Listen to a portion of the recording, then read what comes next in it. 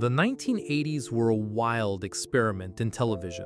Networks were chasing trends, throwing ideas at the wall to see what stuck.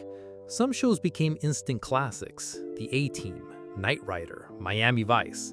But hidden between the blockbusters or stranger experiments, programs so unusual, so out of step with the times that they quietly disappeared.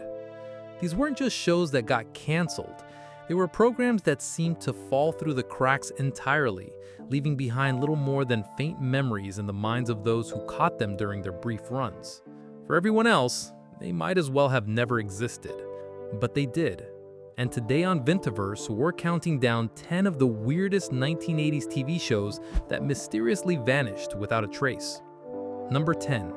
The Charmings, 1987 through 1988. Produced in 1987 for ABC, The Charmings was one of those rare ideas that seemed doomed and brilliant at once. The pitch was simple and insane. What if Snow White and Prince Charming didn't get their happily ever after, but instead ended up living in suburban Los Angeles during the late 1980s? That's exactly what happened in this forgotten sitcom.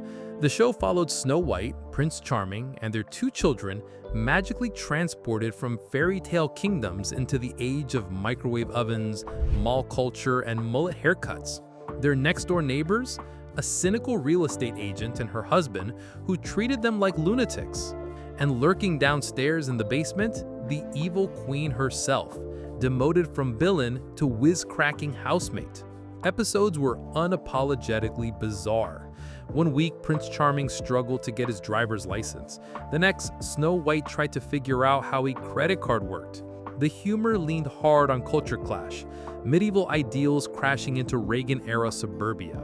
Imagine the Brady Bunch colliding with Grimm's fairy tales and somehow adding a laugh track. For a brief moment, it almost worked. The costumes were bright, the writing leaned on slapstick, and kids loved the surreal mix of fairy tale magic and 80s domestic life. But adults weren't sure what they were watching. Sitcom fans thought it was too strange. Fantasy fans thought it was too silly. Ratings sagged. By its second season, ABC quietly pulled the plug. And then, like a spell that simply wore off, The Charmings vanished. No syndication, no reruns, no farewell episode. If you didn't catch it during those 2 brief years, you'd never know it existed. To this day, clips surface online, sparking the same reaction every time. Wait, was this real? Did I dream this as a kid? Number 9. Otherworld, 1985. Otherworld was the kind of science fiction adventure that felt like a late-night dream, vivid, strange, and gone by morning. The premise was ambitious. A regular American family on vacation in Egypt accidentally drives through a cosmic vortex and lands in a parallel dimension that looks like Earth, but isn't. This otherworld was divided in zones, each one a self-contained society with its own bizarre rules, cultures, and dangers. One week, the family wandered into a province run like a medieval kingdom. The next, they stumbled into a futuristic dystopia controlled by ruthless zone troopers. Every episode was a new nightmare, as the family traveled from zone to zone, searching for a way home while evading the ever-present authoritarian enforcers who hunted them. The tone was unlike anything else on TV at the time. It was family drama wrapped in dystopian sci-fi, full of allegories about conformity, freedom, and survival. But just as often, it dove headfirst into camp. Synth-heavy theme music, glowing special effects, and costumes that looked equal parts futuristic and thrift store. It was weird, but hypnotic. Viewers didn't quite know what to make of it. Was it meant for kids, adults, sci-fi fans? CBS didn't seem to know either, and without a clear audience, the ratings faltered. After just 8 episodes, Otherworld disappeared from the schedule. It was never given reruns or a home video release, leaving behind little more than scattered memories for those who stumbled upon it during its brief run. To this day, it lives on in whispers, obscure internet forums, bootleg VHS transfers, and the occasional stunned comment from someone realizing that the dream they had about a family trapped in another dimension was in fact a real show that once existed. Number 8. Sledgehammer, 1986 to 1988. Aired in 1986 on ABC, Sledgehammer was a parody of every tough guy cop drama that had dominated television for decades. But instead of the stoic, noble detectives audiences were used to, this show gave them Inspector Sledgehammer, a trigger-happy, reckless maniac whose solution to every problem involved pulling out his beloved .44 Magnum and yelling, "Trust me, I know what I'm doing." The show followed Hammer and his long-suffering partner, Dory DeRoe, as they attempted to solve crimes in a fictional city overrun by chaos. But unlike gritty shows like Hill Street Blues or Miami Vice, Sledgehammer leaned fully into absurdity. Hammer treated his gun like a close friend, sometimes talking to it, sometimes sleeping next to it. Episodes often spiraled into outright lunacy, with slapstick humor, ridiculous villains, and action sequences that felt like comic book fever dreams. Produced in the middle of the 1980s action craze, the series was both a spoof and a love letter to the genre. It embraced every cliché: car chases, explosions, gritty narration, only to turn them completely on their head with over-the-top comedy. At a time when American television often took itself too seriously, Sledgehammer dared to laugh at itself. But that daring tone came at a cost. The humor was too strange for mainstream audiences who expected straightforward cop drama, and too satirical for viewers who weren't in on the joke. Ratings were never strong, and despite a passionate cult following, the show was quietly canceled after 2 seasons. Its final episode even ended with Hammer accidentally nuking the entire city, a fittingly absurd farewell for one of TV's most unhinged heroes. Over time, Sledgehammer became a hidden gem, whispered about by fans of cult television. If you grew up watching it, you probably remember laughing at jokes you didn't fully understand, only to realize later just how ahead of its time the series really was. Number 7. The Highwayman, 1988 to 1989. Out on the endless highways of a forgotten America, there was a lone figure few understood and even fewer dared to cross. Known only as the Highwayman, he drove a massive black 18-wheeler that wasn't just a truck, it was a fortress on wheels, bristling with hidden weapons and cloaked in mystery. In a time when lawlessness ruled the open road, he was judge, jury, and, when necessary, executioner. The show dropped viewers into a world that felt halfway between Mad Max and a high-tech Western. One week, the Highwayman was rescuing innocents from outlaws who ruled the deserts. The next, he was chasing fugitives across futuristic landscapes that blended neon skylines with lonely wastelands. His reflective visor, black leather coat, and near-silent demeanor made him seem more legend than man, a myth speeding down asphalt ribbons under a dying sun. The truck itself was just as iconic, with secret compartments, transforming features, and even the occasional helicopter hidden inside. It became the ultimate symbol of 80s TV excess, an unstoppable machine cutting through chaos. The sound of its engines roaring down a deserted highway was enough to make kids of the era sit up and stare. Yet, despite its ambition, the Highwayman barely lasted. It never quite figured out if it was an action series, a sci-fi adventure, or a modern Western, and audiences, confused by the tone, drifted away. After only a handful of episodes, the road came to an abrupt end. The Highwayman disappeared from television, leaving behind just enough grainy VHS memories to spark heated online debates decades later. Did this really happen, or did I dream it? Number 6. Automan, 1983 to 1984. There was a brief moment in the 1980s when computers weren't just tools, they were magic. The personal computer revolution was exploding.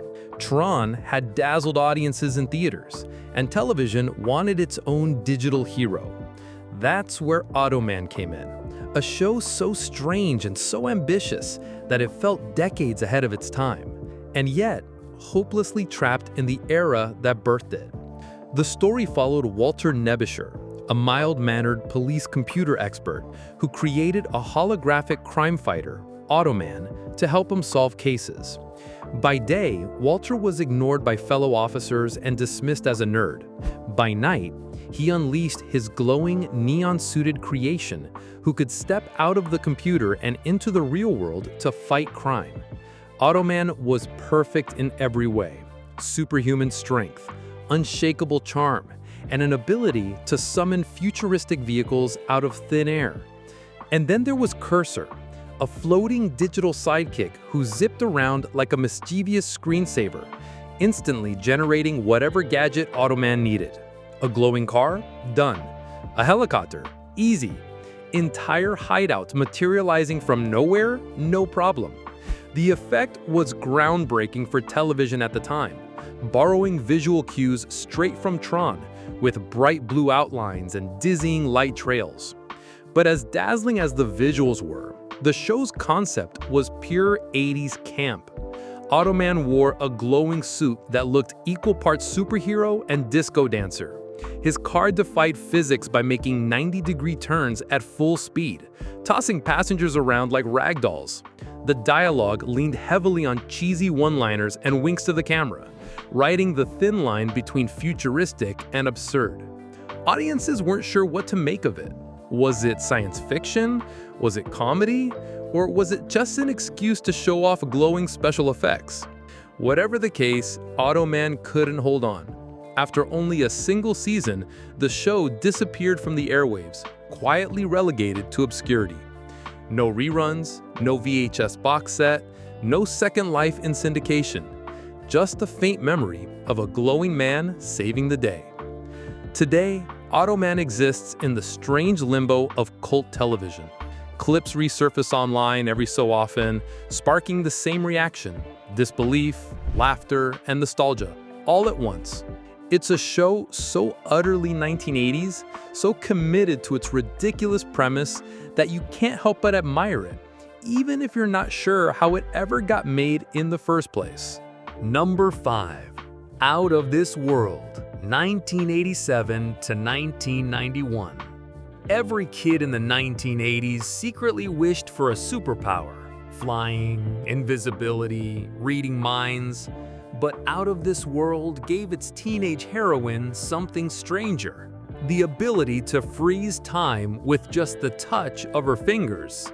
One snap and the entire world around her stopped cold. The series centered on Evie Garland, a bright but awkward teenager who discovers on her 13th birthday that she's half alien. Her father is an intergalactic traveler who communicates with her only through a glowing cube on her nightstand. Her mother?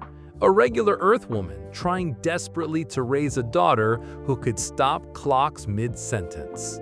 What followed was a mix of sitcom and sci-fi wonder. Evie learned to use her powers in everyday life, pausing bullies in the hallway, saving friends from embarrassing moments, and occasionally fixing disastrous situations she'd accidentally caused.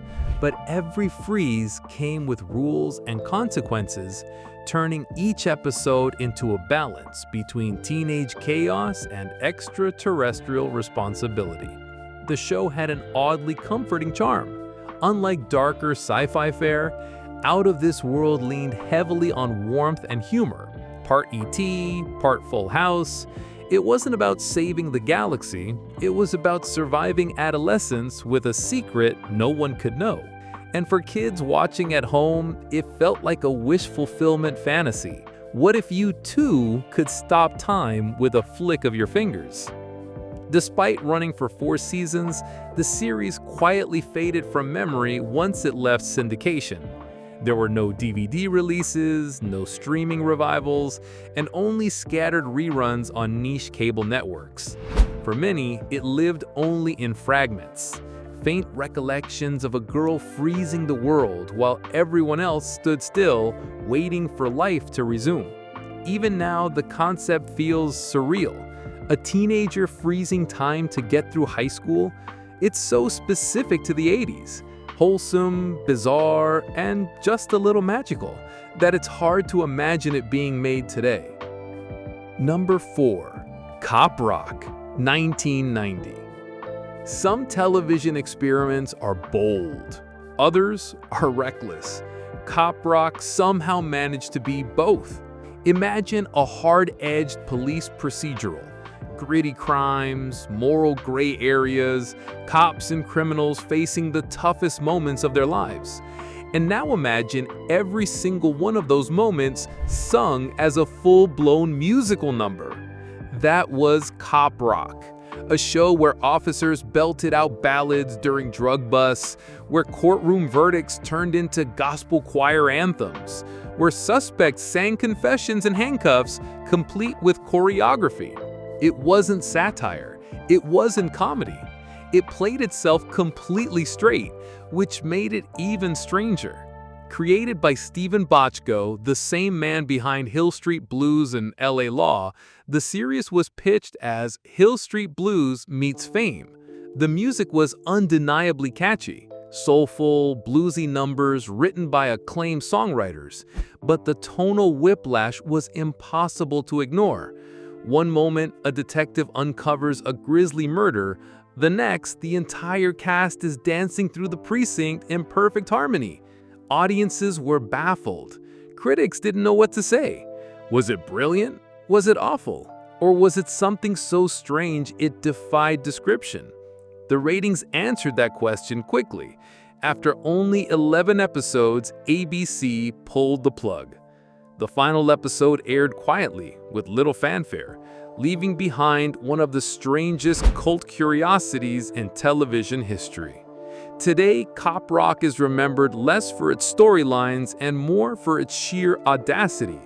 It was a show that dared to ask, what if crime dramas had show tunes, and then committed to that vision with everything it had? It remains a reminder of just how experimental the late 1980s and early 1990s could be, when network executives were still willing to gamble on the utterly bizarre. Number 3. Misfits of Science, 1985 to 1986.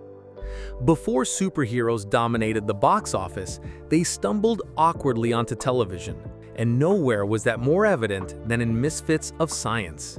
This short-lived series brought together a team of outcasts with strange abilities, forming a kind of accidental Justice League for the 1980s. But unlike Superman or Batman, these heroes were weird. Delightfully weird.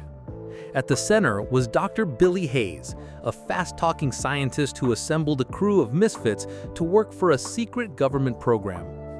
The team included a rock musician who could shrink himself down to the size of a soda can, a man who could shoot electricity from his hands but had no control over it, and a telekinetic teenager played by a young Courtney Cox, years before Friends made her famous. The powers were cool, sure, but the tone was pure 80s chaos.